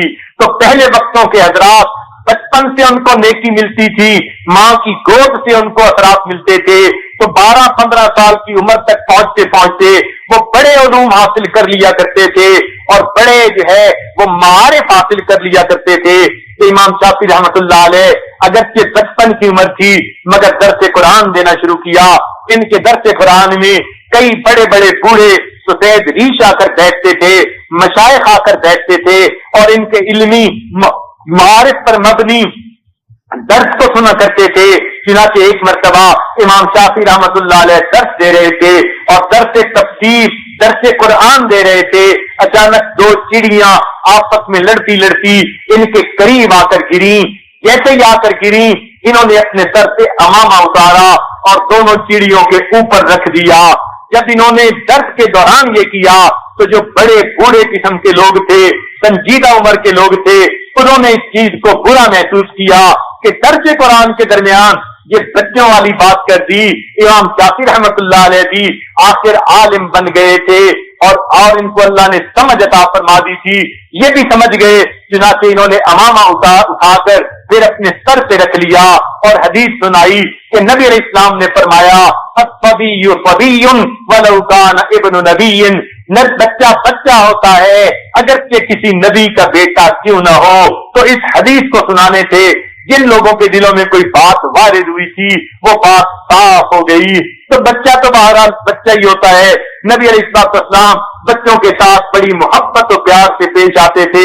حضرت انس رضی اللہ عنہ ایک صحابی ہیں، بچپن سے ہی نبی علیہ السلام کی خدمت میں آتے جاتے ہیں. خود فرماتے ہیں ایک دفعہ نبی علیہ السلام نے مجھے کوئی کام کہا کہ جا کر دو.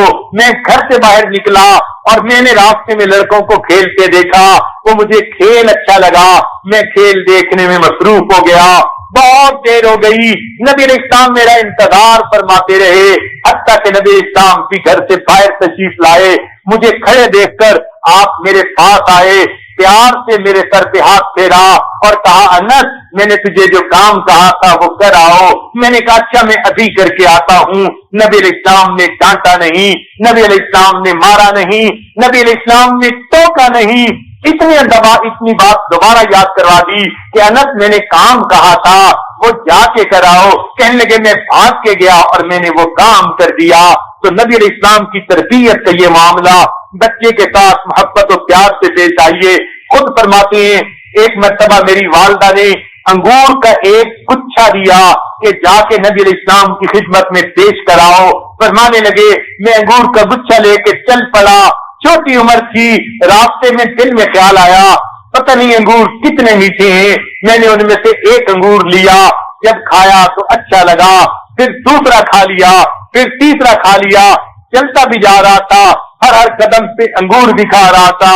کہنے لگے پتہ تب چلا جب نبی اسلام کے گھر کے پاس پہنچا تو انگور کا پورا گچھا ختم ہو چکا تھا. اب میں چپ کر گیا کہ میں کیسے آگے جاؤں اور اس بات کو گول کر گیا.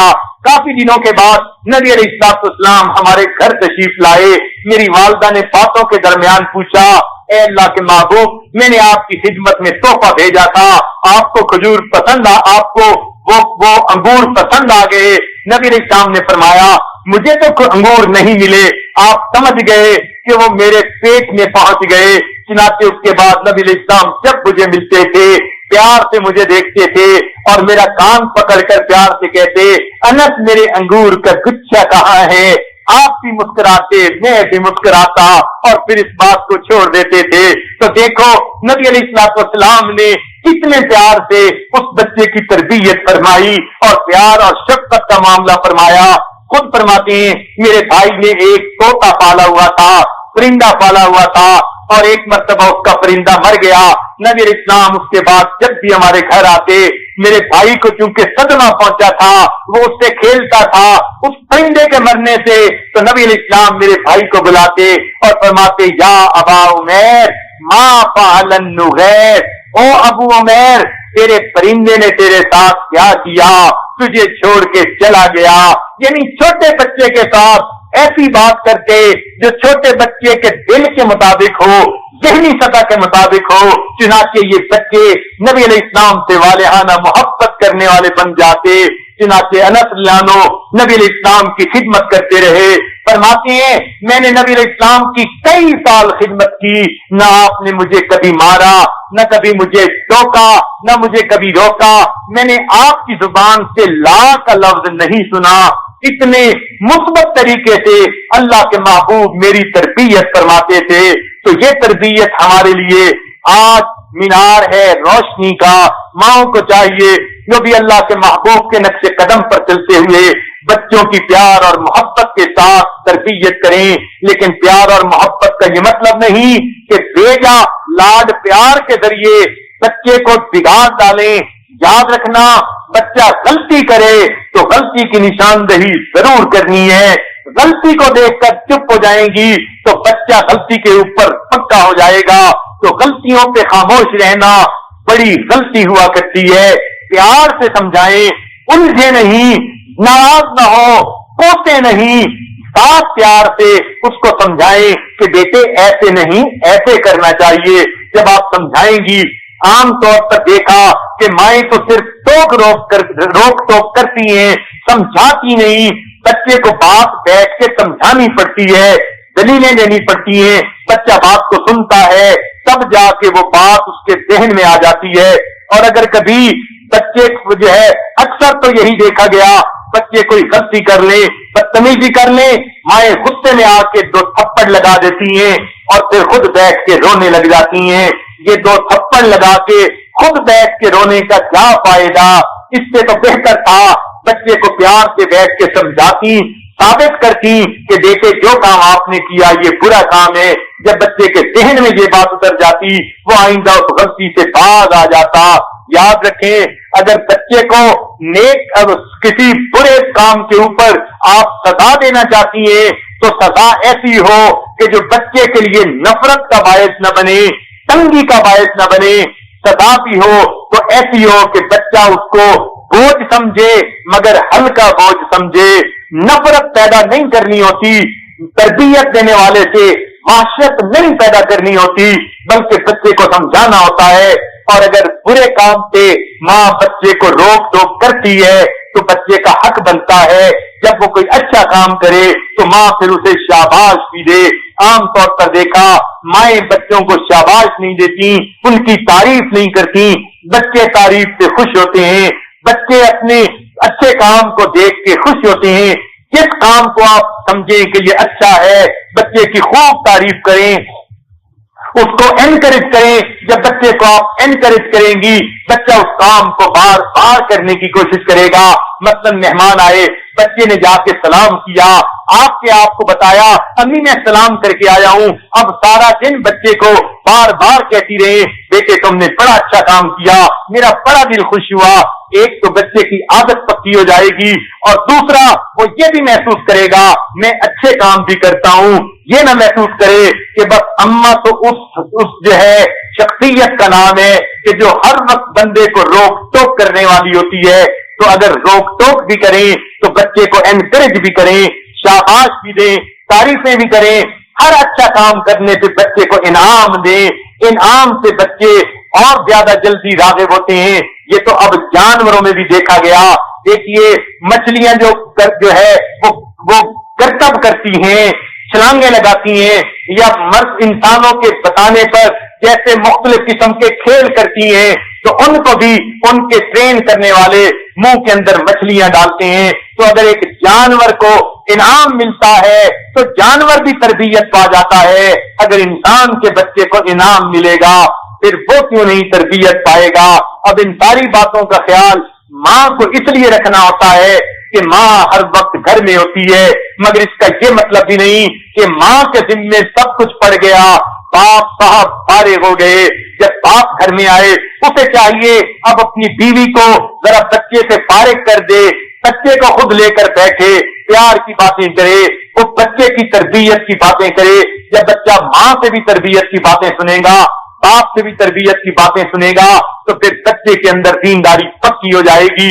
مگر اب تو حالت یہ ہے کہ جب ماں ہوتی ہے تو بچے کو ڈانٹ رہی ہوتی ہے، اور جب باپ آتا ہے وہ اس کی ماں کو ڈانٹ رہا ہوتا ہے، تو بچہ یہی سمجھتا ہے دنیا میں ڈانٹ کے سوا اور کچھ نہیں ہوتا، تو بچے کی شخصیت اچھی نہیں ہوتی۔ اس لیے چاہیے اگر میاں بیوی نے کوئی ڈائلاگ کرنے ہی ہے، تل ہی گئے ہیں، تو وہ بچے سے علیحدہ جا کر لیں، اپنی حسرت وہاں مٹا لیں. بچے کے سامنے کریں گی، نہ اس کے دل میں ماں کی عظمت رہے گی، نہ اس کے دل میں باپ کی عظمت رہے گی. اس چیز کا بڑا خیال کرنا چاہیے. جب بچے، اور یہ بھی بات ذہن میں رکھیں کہ جب بچے کو اہمیت نہیں ملتی تو بچہ پھر ضد کر کے اور رو رو کر اپنی اہمیت جتلاتا ہے. یہ بچے کے اندر فطری تقاضا ہوتا ہے، وہ اہمیت چاہتا ہے. اگر آپ بچے کو اگنور کرنا شروع کر دیں گی تو وہ بچہ پھر یا روئے گا یا ضد کرے گا یا آپ کا کام نہیں کرے گا، اور حقیقت میں وہ آپ سے امپورٹنس مانگ رہا ہوتا ہے. مائیں اس بات کو سمجھنے کی کوشش کریں. بچے کو ویسے ہی آپ امپورٹنس دے دیں گی تو پھر بچہ ضد نہیں کیا کرے گا بلکہ کام جلدی کر دیا کرے گا. بچے کے کام میں جب رکاوٹ پیدا ہو یا نظر انداز کرے تو پھر بچے کو غصہ آتا ہے. ہر ماں کو چاہیے وہ بچے کی نفسیات کا مطالعہ کرے. یاد رکھنا، ہر بچہ علیحدہ دماغ لے کے پیدا ہوتا ہے. ضروری نہیں ہوتا ایک ماں باپ کے چند بچے ایک جیسی شخصیتوں کے مالک ہوں. کچھ بچوں کے اندر بزدلی ہوتی ہے، کچھ کے اندر شرمیلا پن ہوتا ہے، کچھ کے اندر بہادری ہوتی ہے، کچھ کے اندر ضدی پن ہوتا ہے. مختلف بچوں کی طبیعتیں مختلف ہوتی ہیں. اب ماں کو چاہیے کہ وہ بچے کی نفسیات کا مطالعہ کرے. مطالعہ کرنے کے 3 طریقے ہیں. ایک تو آبزرویشن رکھے کہ میں بچے کو جب کیوں کہتی ہوں وہ کیسے ریسپونڈ کرتا ہے، کس وقت میں کون سی بات مان لیتا ہے، کس وقت میں کون سی بات نہیں مانتا.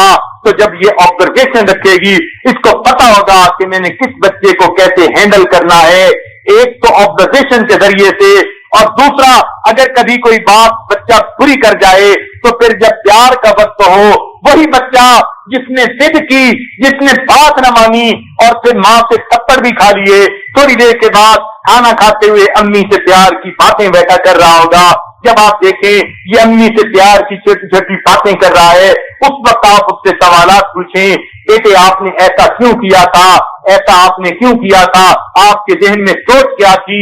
تو یہ ماں جو ان سے سوالات پوچھے گی، ان سوالات کے پوچھنے سے بچے کی ذہنی کیفیت سامنے آ جائے گی. یہ دوسرا طریقہ ہے بچے کی نفسیات کا مطالعہ کرنے کا. اور تیسرا یہ کہ بچے کے ساتھ برتاؤ اس کے مطابق کریں. تیسرا یہ ہے کہ بچے سے مشورہ کر لیا کریں کہ بیٹے ایک بات بتاؤ کہ جب میں تمہیں ایسا کہتی ہوں اور آپ میری بات مان لیتے ہو، دیکھو مجھے کتنی خوشی ہوتی ہے. کئی دفعہ میں کہتی ہوں تم نہیں مانتے، وجہ کیا ہوتی ہے؟ تو بچے سے مشورہ پوچھا کریں. بچہ بتائے گا کہ یہ وجہ تھی جو میں نے نہ مانی. تو 3 چیزوں سے بچے کی شخصیت کا پتہ چل جاتا ہے، مشاہدے کے ذریعے سے، سوالات کے ذریعے سے، مشورے کے ذریعے سے. تو ماں کو چاہیے بچے کی شخصیت کی جو باتیں خود محسوس کرے اپنے میاں کو بتا دے. پھر میاں بیوی مشورہ کریں کہ اس بچے کو ہم نے کیسے بنانا ہے. ہمارے مشائخ تو اپنے بچوں کی خوب تربیت کیا کرتے تھے، میاں بیوی مل کر. یاد رکھنا ہر عظیم انسان کے پیچھے عظیم ماں باپ ہوا کرتے ہیں جس کی وجہ سے بچے بڑے بنتے ہیں. آج بچیوں کو تربیت کا پتہ نہیں ہوتا. کئی تو ایسی ہوتی ہیں بیچاری کہ چھوٹے سے بچے سے غلطی ہوئی یا بچے نے رونا شروع کر دیا، غصے میں آ کے اب ان کو پتہ ہی نہیں چلتا کیا کہہ رہی ہیں. کبھی اپنے آپ کو کوسنا شروع کر دیتی ہیں، میں مر جاتی تو اچھا تھا. کبھی بچے کو بد دعائیں دینا شروع کر دیتی ہیں. یاد رکھنا بچے کو کبھی بد دعائیں نہ دینا. کوئی زندگی میں ایسا وقت نہ آئے کہ غصے میں آ کے بد دعائیں دینے لگ جانا. ایسا کبھی نہ کرنا. اللہ کے ہاں ماں کا مقام ہوتا ہے. ماں کے دل سے، ماں کی زبان سے جو دعا نکلتی ہے تو وہ سیدھی اوپر جاتی ہے، عرش کے دروازے کھل جاتے ہیں. دعا اللہ کے ہاں پیش کر دی جاتی ہے اور قبول کر دی جاتی ہے. مگر شیطان بڑا مردود ہے، وہ ماں کے ذہن میں یہ ڈالتا ہے میں گالی تو دیتی ہوں مگر میرے دل میں نہیں ہوتی. یہ شیطان کا بڑا پھندا ہے. حقیقت میں تو وہ بد دعا کے الفاظ کہلواتا ہے اور ماں کو تسلی دیتا ہے تو نے کہا تو تھا مر جاؤ مگر تمہارے دل میں نہیں تھا. کبھی جو ہے شیطان کے دھوکے میں نہ آنا، بچے کو بد دعا نہ کرنا. کئی مائیں بچوں کو بد دعائیں دے کے ان کی عاقبت خراب کر دیتی ہیں، اپنی زندگی برباد کر دیتی ہیں. چنانچہ ایک عورت کو اللہ نے بیٹا دیا مگر وہ غصے میں قابو نہیں پا سکتی تھی، چھوٹی چھوٹی بات پر بچے کو کوسنے لگ جاتی. ایک دفعہ بچے نے کوئی بات ایسی کر دی، غصہ آیا، کہنے لگی تو مر جاتا تو اچھا تھا۔ اب ماں نے جب یہ الفاظ کہہ دیے، اللہ نے اس کی دعا کو قبول کر لیا، مگر بچے کو اس وقت موت نہیں دی، بلکہ بچے کو اللہ نے نیک بنایا، اچھا بنایا، لائق بنایا۔ وہ بیٹا بڑا ہوا، این بھرپور جوانی کا وقت تھا، نیک بن گیا، لوگوں میں عزت ہوئی، لوگ نام لیتے، بیٹا ہو تو فلاں جیسا ہو۔ پھر اللہ نے اس کو وقت دیے، کاروبار بھی اچھا ہو گیا۔ جب بھرپور جوانی تھی، جب کاروبار بہت اچھا تھا، جب لوگوں میں اس کی عزت تھی، تذکرے اور چرچے تھے، اب ماں نے اس کی شادی کا پروگرام بنایا، خوبصورت لڑکی کو ڈھونڈا، شادی کی تیاریاں کی۔ جب شادی میں صرف چند دن باقی تھے، اس وقت اللہ نے اس بیٹے کو موت عطا کر دی۔ اب ماں رونے بیٹھ گئی، میرا تو جان بیٹا رخصت ہو گیا، رو رو کے حال خراب کر لیے۔ کسی اللہ والے کو اللہ نے خواب میں بتلا دیا، ہم نے اس کی دعا کو ہی قبول کیا تھا، اس نے بچپن میں کہا تھا تو مر جاتا تو اچھا تھا، ہم نے نعمت اس وقت واپس نہیں لی، ہم نے اس نعمت کو بھرپور بننے دیا۔ جب عین شباب کے عالم میں، جوانی کے عالم میں یہ پہنچا، نعمت سب کے تیار ہو گئی، ہم نے اس وقت پھل توڑا تاکہ ماں کو سمجھ لگ جائے اس نے کس نعمت کی ناقدری کی۔ اب سوچئے، اپنی بددعائیں اپنے سامنے آتی ہیں تو یہ قصور کس کا ہوا؟ اولاد کا ہوا یا ماں باپ کا ہوا؟ اس لیے بچیوں کو دینی تعلیم دینا اور ان کو سمجھانا کہ بچوں کی تربیت کیسے کی جاتی ہے، یہ انتہائی ضروری ہے۔ ہمارا یہ عنوان انشاءاللہ کل بھی چلے گا، اس میں بتایا جائے گا کہ ماں کو بچوں کی تربیت کے لیے، یہ تو چھوٹے بچوں کی چھوٹی عمر کی باتیں تھیں، اب ذرا بڑے بچوں کی تربیت کے لیے کن کن باتوں کا خیال رکھنا چاہیے، یہ انشاءاللہ کل بتایا جائے گا۔ آج جو ہے 26 کا روزہ ہے، آنے والی رات 27 کی رات ہے۔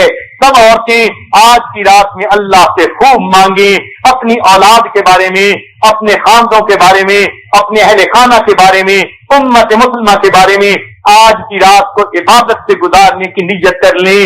اگر سال میں ایک رات ہم نے پوری جاگ کر بھی گزار دی تو کون سا فرق پڑتا ہے؟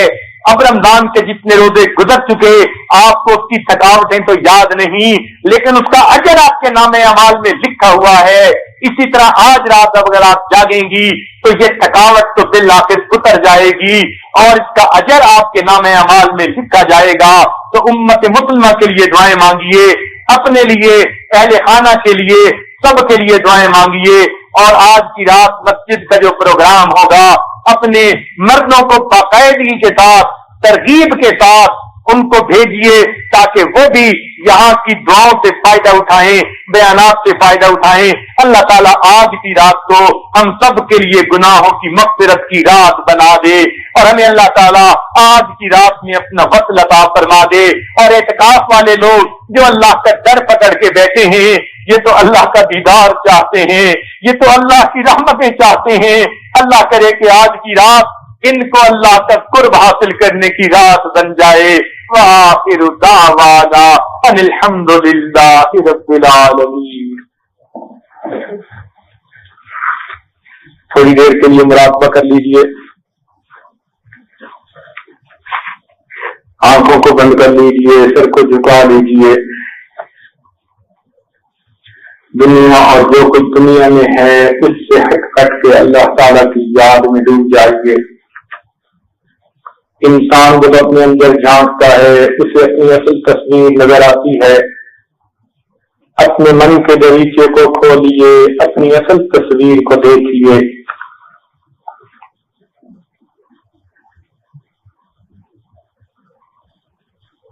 لا الہ الا اللہ محمد رسول اللہ۔ دعا کیجیے۔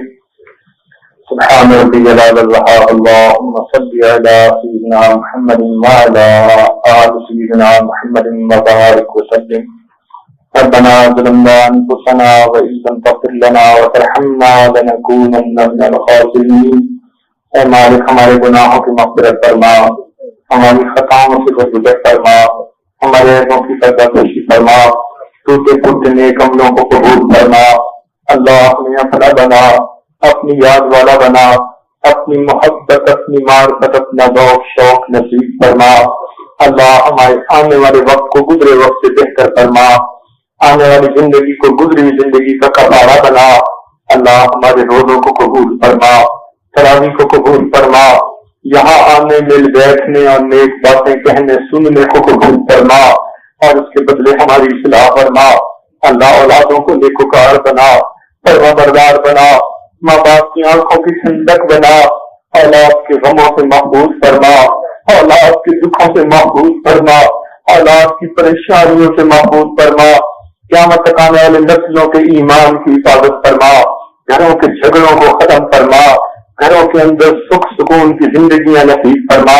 اے اللہ جہاں جہاں میاں بیوی ہیں سب کے اندر محبتیں عطا فرما، سب گھروں کے اندر الفتوں کی زندگی نصیب فرما۔ اے اللہ نفرتوں بھری زندگی سے محفوظ فرما، جھگڑوں والی زندگی سے محفوظ فرما۔ اے اللہ یہ تیرے رمضان مبارک کا مہینہ ہے، اے اللہ ہمارے اس میں جہنم سے بری فرما، اپنی رضا نصیب فرما۔ اے اللہ ہماری نیک حاجات کو پورا فرما۔ اے اللہ یہ آپ کی بندیاں دور دور سے چل کے آتی ہیں، اللہ ان کی نیک مرادوں کو پورا فرما، ان کے دل کی نیک تمناؤں کو پورا فرما۔ اے اللہ جن مستورات نے باپردہ زندگی گزارنے کے ارادے کر لیے، اللہ ان کی مدد فرما، اے اللہ ان کی مدد فرما، اللہ ان کی مدد فرما۔ اے اللہ قیامت کے دن ان کے گناہوں سے رحمت کا پردہ ادا فرما، قیامت کی شرمندگی سے محفوظ فرما، اللہ قیامت کے دن ان کے ساتھ رحمت کا معاملہ فرما۔ اے اللہ تیری ان بندیوں نے تیرے حکم کی عظمت کو دیکھتے ہوئے اس کو قبول کر لیا، اللہ تو ان کی زندگیوں کو قبول فرما، اللہ ان کو آئندہ پریشانیوں سے محفوظ فرما، دکھوں سے محفوظ فرما، اللہ اپنی خاص بندیوں میں شامل فرما۔ اے اللہ تو چاہتی ہیں عمل کرنا، کچھ رکاوٹیں ہیں نفس کی طرف سے یا لوگوں کی طرف سے، اللہ ان رکاوٹوں کو دور فرما۔ میرے مولا ہمارے ساتھ در گزر کا معاملہ فرما، اے اللہ ہماری نیک تمناؤں کو پورا فرما، جنہوں نے دعاؤں کے پیغامات دیے اللہ ان سب کی نیک حاجات کو پورا فرما۔ رب کریم امت مسلمہ کو عزت رفتہ نصیب فرما، جنہوں نے دعاؤں کے لیے ہمیں کہا، خط لکھے، خون لیے، ہم سے وعدے کیے، اے اللہ ان سب کو ان دعاؤں میں حصہ نصیب فرما، اور اس کے بدلے قیامت کے دن ان کے حقوق سے ہمیں سبکدوش فرما۔ ہمارے والدین عزیز اقارب مشائخ کی دنیا سے رخصت ہو چکے، اے اللہ ان کی مغفرت فرما، اور جن کی آپ نے مغفرت کر دی قرب کے اعلیٰ درجات عطا فرما۔ ربنا تقبل منا انك انت السميع العليم تب علينا انك انت التواب الرحيم صلى الله تعالى على خير خلقه سيدنا محمد وآله وأصحابه أجمعين برحمتك يا أرحم الراحمين۔